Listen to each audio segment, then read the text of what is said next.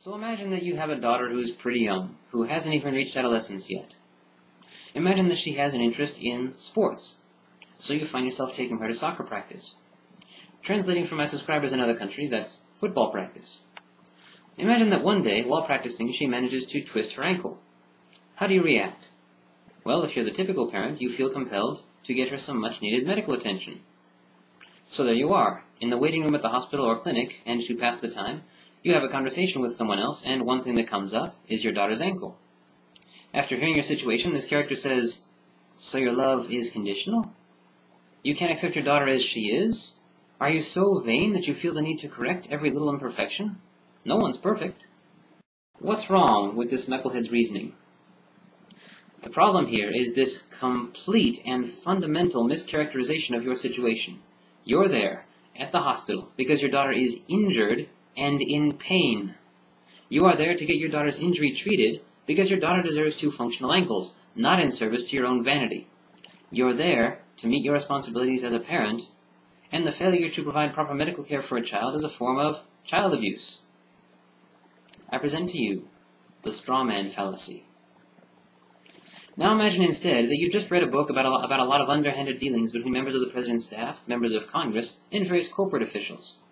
These dealings usually entail the corporate officials receiving favors and the political figures receiving money. To test the book's claims, you randomly select 10 events from the book and seek independent verification of them. After successfully finding that confirmation, you conclude that the book must be true.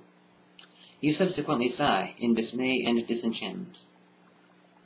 A few days later, you find yourself commenting about all this to a friend, and someone nearby overhears and jumps into your conversation saying, "If you hate this country so much, why don't you go live in Russia or China?" Whoa. Who said anything about hating the country? This is another exercise in mischaracterization.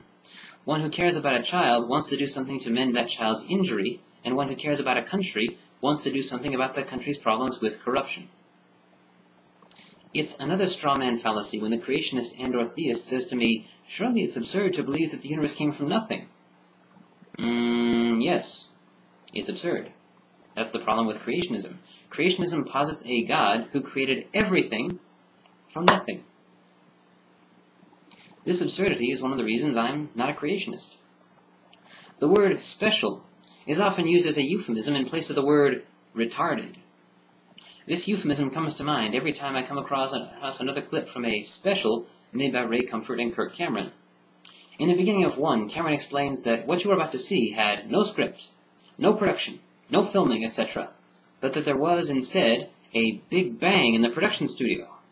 Comfort responds by pointing out how absurd such a suggestion is, and this is presented as a refutation of the Big Bang Theory. I'll continue this video when my headache passes. Okay, let's clarify a few things about the Big Bang Theory. First, this label came from a critic, not an advocate.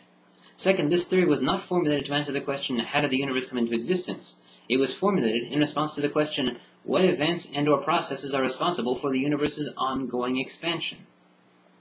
The universe is expanding.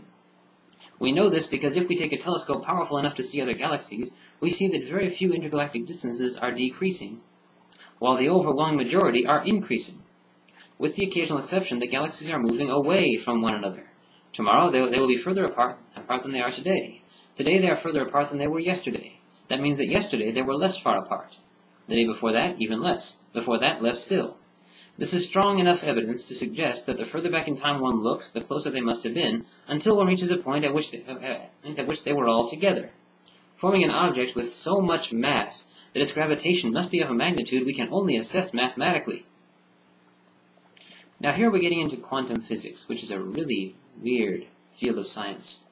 As I understand it, grasping it entails restructuring one's whole way of thinking about things on a fundamental level, a level more fundamental than most of us ever realize is possible. So I don't know the precise process postulated here, but when we first began speculating about what manner of process could hurl the different parts of the primordial particle away from each other, with the necessary momentum with which the galaxies are moving away from one another today, the process postulated, it was determined, would leave a background radiation which today would be about 3 milliamps. We designed the necessary equipment to detect this radiation, and we found it. It measured at 2.78 milliamps, close enough for confirmation.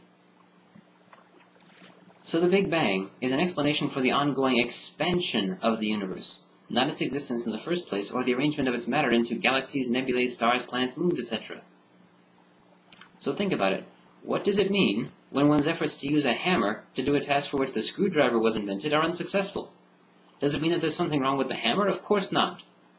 When Ben Stein points out that evolution does not explain the origin of life, does this indicate a weakness in evolution? Of course not. Evolution was never intended to explain the origin of life. It was intended to explain the diversification of life, the origin of species, hence the title of Darwin's first book. Observe that gravity does not explain the origin of life either. Is that significant? Neither evolution nor gravity explains the origin of life because neither was intended to. The Big Bang Theory does not explain the arrangement of matter in the universe into objects because it was never intended to.